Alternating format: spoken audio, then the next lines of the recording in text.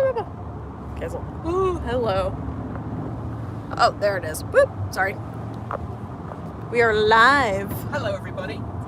I am currently driving a very large Niro pickup truck. Very shaky. It's very shaky because it's powered by an internal combustion engine. If you have been following me on Twitter in the last couple of weeks, you'll know that I've been asking the people in the Portland, Oregon area, anybody with an electric car that was capable of towing, to help us out, and we did follow a couple of leads. Unfortunately, they didn't kind of work for various reasons, and I've also been looking at towing something with my Chevrolet Bolt EV. Now, as you know, I have a tow hitch on my Chevrolet Bolt EV, and I have towed probably about 1,600 pounds before of compost and topsoil from the town where I supposedly live, up out of the country into actually where I live. So in America, the region, the town that you live in can actually be quite large. In the UK, in Europe, if you live in the town, you generally live within the borders of that town, and then if you're outside of that town, you'll be in a different village. In America, you can still live technically in a town and still be 10 miles away from the actual city centre. So up to this point, my towing has only ever been really, really heavy stuff, short distances, so like 1,600 pounds to 2,000 pounds for a very short distance up to where I live from the town. Nikki, speak up a little bit. Sorry, Okay, it's very loud. Sorry. But also moving, stuff for Transport Evolved. So the little trailer that we tow behind our Chevrolet Bolt. And I've been calculating for about 2 weeks, as Erin will attest in the chat, the group chat that we have for everybody who works for Transport Evolved, trying to figure out how we're going to get a new, exciting project car to my house. And back in, was it February or March, we talked about a new project car that we were going to acquire. It was a 1974 city car, aka a cheese wedge. If you watch Simone Gertz, you'll know that she has a little cheese wedge. Cheese Louise. Cheese Louise, her first electric car before she had the truckler. But we found one for sale in a local town near to us, and we chatted to the owner who agreed to sell it to us. The problem was that vehicle, it should be a lot quieter now because we're on good road. The problem was that vehicle did not have a title, and the owner said that he was going to try and get hold of the title and he'd get in touch with us. We talked a couple of times. Because of COVID, obviously everything slowed down. And what happened was, we found out about a month ago that he had turned around and sold it to somebody else who wasn't worried about having a title. And so he hadn't told us. It was only when I reached out and he was like, oh yeah, I sold it a couple of days ago to someone else, sorry. I mean, He did say that there were other cars in the area, which there are other examples in the area. I'm gonna say I'm kind of disappointed. I would have loved to have a Cheese Louise, but Me too. However, in the interim, somebody else reached out to us, a good friend of ours who we've worked with in the past. He said, hey, I've been thinking about your project car, and I have a car that I haven't worked on for a while. It's a converted electric vehicle. It was made in 2001. Would you like it? Can anybody in the chat guess what it is before we show it off? Have we had any guesses yet? I think some people have guessed. Someone said, before you said the previous sale got canceled, we did get a, cheese wedge, and unfortunately it's not the cheese wedge. It's not the cheese wedge. Let's get some guesses. Let's get some guesses. And thanks to everybody who's been really giving us some nice feedback on the content that we've been making for the last couple of weeks. I know we don't normally do live streams on this channel, but because this is the new project car, and because we've been traveling today, we haven't got a video to share. We got Camaro, Roadster, or a RAV4. Okay, so it's not a RAV4 EV. A moon buggy. The RAV4 EV was actually made as an electric vehicle, so it wasn't a conversion. I previously owned a RAV4 EV, as did my dear friend Kate Walton Elliott up in Washington, she had one too. A Golf, a Land Rover. Sorry about the sound, by the way. We're trying. We're in a U-Haul truck, and I'm trying to be very, very, I'm trying to speak very loudly, but it's terrible. It's a really hammered F-150. No to Land Rover, although I probably wouldn't be able to contain my excitement if it was a Land Rover. 944. No, that would be a great conversion. Very commonly converted. MGB. MGB, again, GT. I would love one of those. It's not a Morris Minor.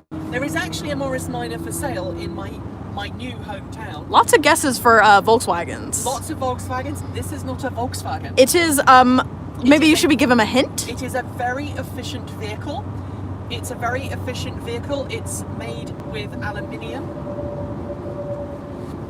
It was the most efficient vehicle you could buy for many years. You're getting warmer. Someone said Prius. It's not a Prius. Well, more efficient than a Prius. Yes. Well, speaking of Prius, there's one right now. There's plenty of Priuses up here. Yep.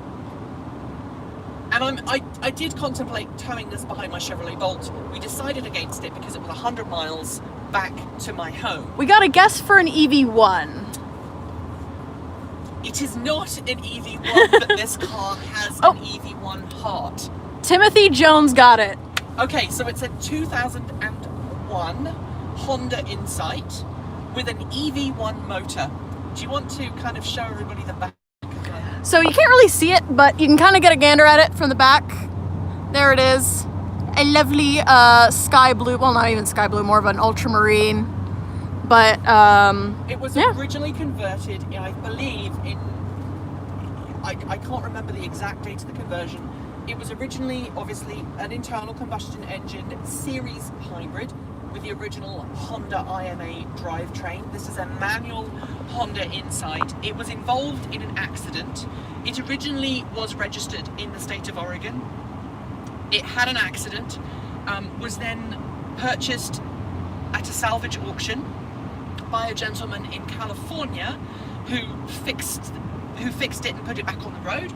And the person who let me have it, I'm not going to say their name in case they decide I haven't checked that I can say who it is. The person who purchased it from the person who put it back on the road and drove it back to Oregon. He then converted it to electric with help from some university students as part of a university program. It has prototype hardware in it, which we will not be using. It's cool to see, though. It is very cool to see, and I need to check that person is okay with me saying that it was their car, because once I open the bonnet, it's very obvious who owned that car. I mean, he's got some custom pieces in there. It's got some custom pieces. It has air suspension at the rear. It has a John Wayland approved sound system in it. It's not a John Wayland car. There's a Tesla Model Y coming up on my left. And this car has electric vehicle written on the side, so it's going to be interesting when people pass it. I'm interested. The Model Y driver is actually checking this car out. Oh. Which is kind of interesting. A little bit, and we got a little bit of a nod. Oh, wait, should not show their plate. They don't have a plate on the back anyway. Brand new Model Y. So this vehicle needs batteries, and it needs a controller. Why does it have an EV1 motor? Well, originally when it was converted, you could get hold of EV1 motors. And so it does have an EV1 motor in it, a 3-phase EV1 motor, which I believe needs to have an oil pump in order to function. The motor is actually submerged in oil. And our plan is to convert it to an electric vehicle. From already being an electric vehicle, but to use third-party repurposed parts. So the goal for this vehicle is to recycle and reuse as much as possible. So Damien Maguire and the wonderful people who've been working on open source EV controllers will be going to those guys and purchasing an EV controller board. We haven't decided quite which one we're going to use. We got a real quick question from Gary, and he asks what kind of battery we plan on using, what kind of pack. That's a really good question, and I've thought of some really good options. Oh, one of my favorite cars, that black Chevy Volt is such a sexy looking car. I really like the look of that first generation Volt. I've seen a lot of hybrids and electric cars on this trip, which is nice to see. And I used to own a black Chevrolet Volt, so I'm a little bit biased there. That's the second one we've seen. That's the second one we've seen. Maybe it's the same one.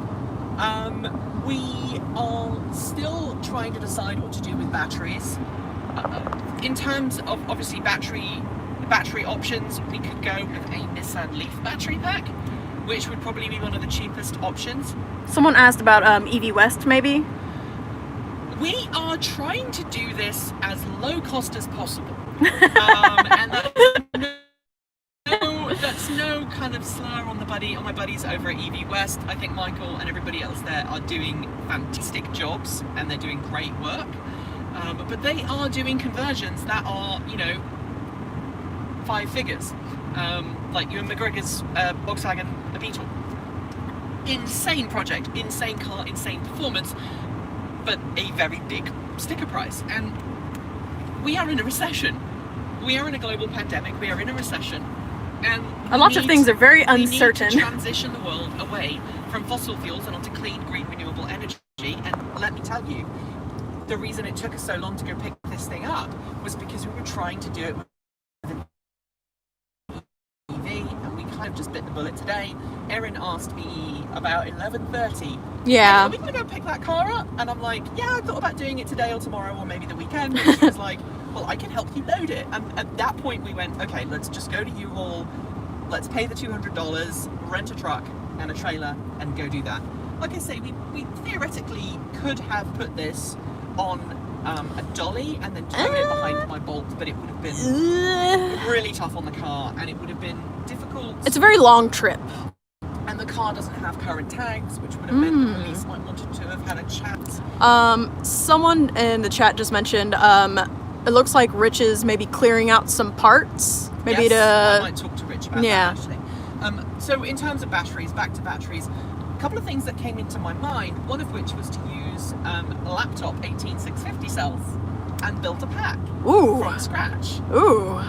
Depending on how crazy I'm thinking. The original battery for this car fitted in quite a small space. For those who don't know, the Honda Insight is a very small connection problems. Oh, are we? Tell me when we're back. It looks like we're back. Okay. Sorry about that, guys. So sorry about that. We are on the road, and we did just want to, chat about our new project. Type F in the chat. So I don't know if anybody else has any other questions about the car. So 18650 is an option. Nissan Leaf cells are an option. We're going to try and do this on a budget. Transport Evolved is we're not a big YouTube company. We don't make a lot of money. And a lot of the money that we do make ends up being plowed back into the company. So I'm not rolling in money from YouTube. Most of the stuff goes back into buying hard drives so we can store all of our videos. I mean, this was equipment and stuff like this. This was the car. We got was definitely a project car that was already being worked on. So I imagine it was not a very high cost. No, in fact, this car was gifted to us for the purposes of making this video, which means that very generous reader, viewer who sent us some money to help buy the wedge, which never actually happened. We'll be using that money to help buy. Oh man, that was scary.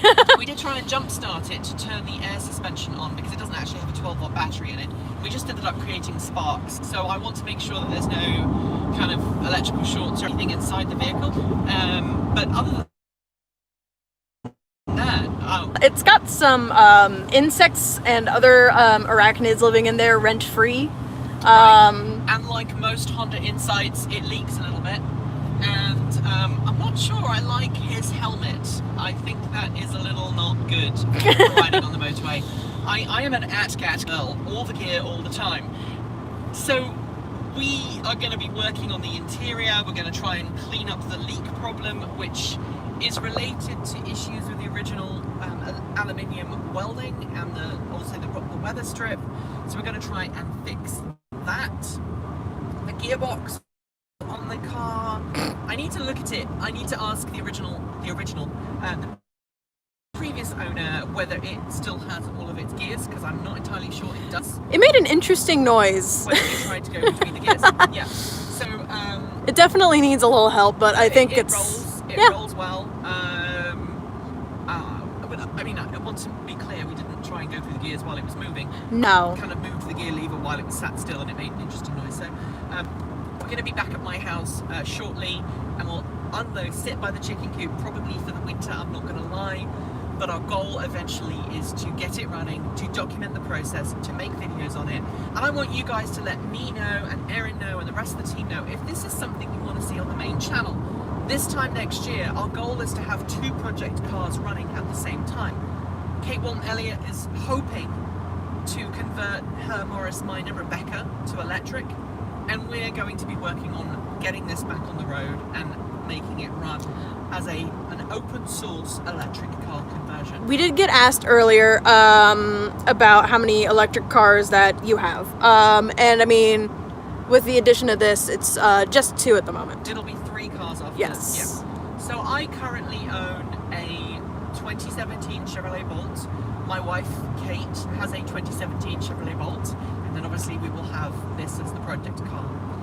Kate Walton Elliott, who is not my wife, different Kate, she has a 2014 BMW i3, and It's her favorite car. it's a very unreliable car. She is an i3 Rex, which her wife drives, and then she also has a 2019 Kia Niro. Yes. Which she purchased new last year. She also has Rebecca, the Morris Minor, who is currently not able to move because she has a broken drivetrain at the back. She is sad. She is a sad car, but Kate plans on converting her to electric soon. Woo!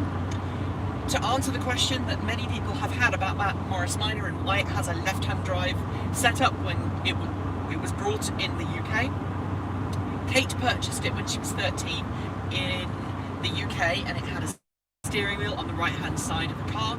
When she had the car restored for the 2nd or 3rd time, she actually had them move the steering wheel to the left of the car. In cars like that, the Morris Minor is based on a post.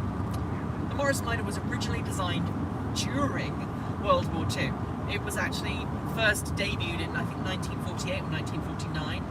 The car didn't change much over the years. The last one rolled off the production line in 72, hers is in 69, and it was very easy with Morris Minors, as it was with the original Mini, to switch the steering wheel from right to left, and so that's what she did. I don't know if you have any more questions, but in terms of how many electric cars I have owned over the years, my first electric car was a 1998 City L, which is a little 3-wheeled bubble car, and somebody who watches this channel has 2 of them. We did have a question. Sorry, I totally forgot. I was trying to remember. What is your opinion of the Niro? Because we got it on. I love the Niro. We got it. I guess you could say on loan for a little bit. Yeah, we had one on press loan just before Kate purchased hers. It is a phenomenal car. I think it's an excellent vehicle. Had it been available when I purchased my Chevrolet Bolt, I probably would have purchased the e-Niro instead. It has more towing capacity. Technically, you can't tow with it, but again, Kate put a tow hitch on hers. And I love the driving, I love the tech, I love the feel, especially the high-end model with the ventilated seats and all of that good enough. And she went through a whole process just to get the color that she has right now, which is gorgeous, honestly. It is, yeah. It was one of the launch colours. I don't think they make that anymore. That was it's an excellent car. It really is. Do you want me to run through my previous cars to answer that question on how many electric cars I own or how many I've had? It was just how many you own. So at the moment it's just yeah. So if you want to know how many I've had, we actually made a video on this channel about how many electric cars I have owned and how many electric cars the fleet has owned collaboratively. Erin, I'm going to put you on the spot because people keep asking me, what's the status of your car? Still got the old car. At the moment, I haven't here, should I probably? Yeah. Hello, this is I. I haven't personally. I've been looking and watching for price updates and such because of COVID. Of course, the prices of cars has dramatically decreased, which is fantastic. For people that are looking to buy a car at the moment. However, one thing I will say is that because we are in a recession, I am more focused on keeping the money I have right now and saving up for either a down payment or in case, I don't know, my house catches on fire or something like that. So, but you're being fiscally responsible. I'm trying. There have been people who've been reaching out and going, I saw this Chevrolet Volt on Craigslist. Yes. We should probably thank them for all of their kind suggestions. Yes. I think every single one of them has either been a little bit too pricey for you, or you've just looked at it and gone, were we not where we are, you would consider it, but you really want to prepare for the future and be responsible. So that's what's going on. But I mean, I have been keeping an eye out for price changes and such, and they have gone down a lot. Typically, when I was first looking, they were running about 15,000. Now they're about hovering around 11, 12, depending on what year they are. But around the year that I'm looking at, which is 2015, 2014 maybe. I'm definitely not opposed to anything below that though, or above. Either one's fine, but they definitely have gone down, which is nice. So that's about where we are. That is pretty much where we're at. Our goal eventually with this Honda is to then keep it and maybe take it to events, maybe to do a charity event with it. Some people have been asking us about the run that we had tried to do earlier this year. Our intention was to drive coast to coast in the Bolt EV, and obviously COVID came along and took care of that for us. It's our hope that when COVID has ended and the thing that we were going to be going to on the East Coast actually happens again, and we actually had a conversation about that earlier this today, and we both are doubtful it will happen next year. It's our goal to do that drive and to do it for charity. And I want to do more road trips. Really quick, just because people are saying stuff. I did have to ban someone really quick or mute them just because they were not being productive. They were being very, inflammatory. So, great. I'm sorry, but if you are going to be like that, I will do that. I'm sorry. She has to ban her. I do. I am very tolerant usually, but... And to those who are saying we shouldn't be spending our time working on this, we should be getting a Tesla or stuff like that, just remember that electric vehicles are for everybody. They're not just for people who can afford brand new cars. And our goal is to try and demonstrate that with this project. We're going to be documenting how much money we're spending on it. We're going to try and be using our brains rather than our fists. Wallets.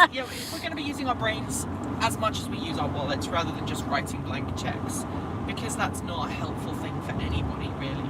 And if we can help this car stay away from the junkyard, and we can help this car be a useful vehicle, even if it ends up just being a round town vehicle, then that's a really good thing, and hopefully we can get more people to plug in it. One of the things that I love about running this channel, one of the things I love about Transport Evolved growing, we're nearly at 120,000 subscribers, so thank you, is that we hear on a regular basis from people who say, hey, I never thought about buying an electric car until I saw this video on this particular car, and I made a purchase decision based off of that.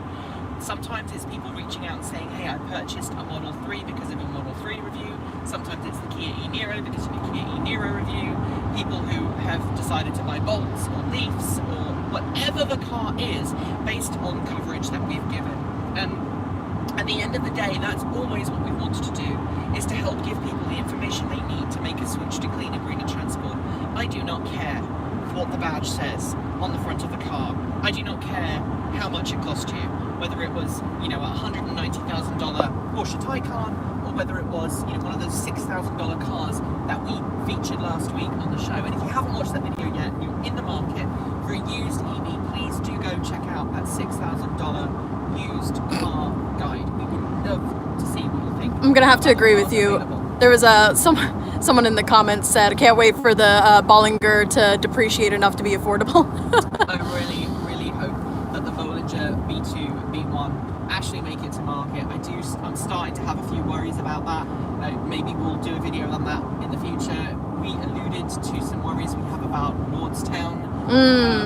I'm working on a video at the moment about Lordstown. I have reached out to Lordstown with a list of questions and not heard anything back. I had previously been talking to their press team and heard stuff, so it kind of sucks now that people are not responding, and I do have some worries about that because we've not seen much of the car in motion. Don't know of any automotive journalists or even YouTubers who have been given access to that vehicle, and that's very worrying indeed, especially for a car that is now supposedly rolling off the production line. I'm not going to say any more about Lordstown Motors at this point because, as you know, I want to do my due diligence and I want to make sure that what I say about the car is fair, and that's always my goal. And then just to remind people that might be just joining, so the car that we got was a Honda Insight. I'm going to go ahead and whip back to the back so we can look at it. 2001 Honda Insight. There she is. It was converted originally by the person that we obtained the car from and a team of university students. It has a GM EV1 motor in it. That's right, it has a motor from an EV1 in it. And we need to... We're going to have to get a picture of that. I'm very excited. Batteries in it. We also need to put in a controller. And our goal is not to use off-the-shelf components, but rather to repurpose and reuse existing electric vehicle and hybrid components and that have been repurposed using open source controller projects. Recycling is part of the green revolution. For example, the Toyota Toyota big 4x4. There's a hybrid version of that. My brain escapes me. There's also a Lexus, the Ranger version. It has a hybrid drivetrain and it has a rear wheel drive electric motor setup. The controller for that has been hacked and is now available as an open source project for other vehicle controllers. So you can control other motors, or you can just transplant the entire thing and work with the drivetrain that way. Trevor, we will be showing the actual picture of the Insight. I know we were thinking about doing this when we actually stop, but we kind of didn't because COVID. And also it'll be late probably by the time we actually come back. Yeah. We are probably about 50 miles from my house now, so we're about halfway. Actually, we're a bit closer than that because we're coming up on Boonesferry Road now. But the challenge is when you have a big-ass trailer, finding somewhere to stop is a bit of a challenge. Stop and turn around. And turn around and all of that. So that is where we're at today. I'm sorry there wasn't a normal video, and I know that some people don't like these live streams. They find them not well presented and not well working on. I think we should probably maybe... super excited. I hope you are super excited too. We'll be back tomorrow with more normal content, but until then, don't forget to like, comment, and subscribe. A huge shout out. Oh, it's down there.